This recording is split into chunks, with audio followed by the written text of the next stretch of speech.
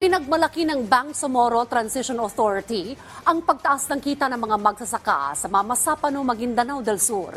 Ayon kay BTA Interim Member of Parliament Attorney Suharto Teng Ambobolodto, mula 13 pesos na kada kilo ng palay, dumoble ito sa 22 pesos. Kaya ang dating 65,000 pesos na kita sa kasa o kada ektaryang sakahan, lumobo sa 248,000 pesos. Nakamitaan nila ang ganitong tagumpay sa tulong ng Bagong Pilipinas Campaign ni Pangulong Ferdinand R. Marcos Jr. na nakatutok sa food security program sa mga conflict-affected areas.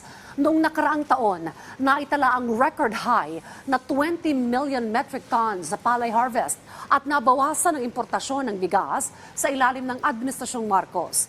Kaya patuloy ang suporta ng BTA at Moro National Liberation Front sa Bagong Pilipinas para sa unity at transformation.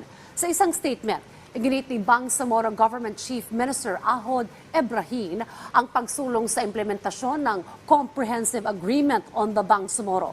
Nananawagan din ito na suportahan ng Administrasyong Marcos tungo sa kapayapaan at civility para sa mapayapa at masaganang bagong Pilipinas.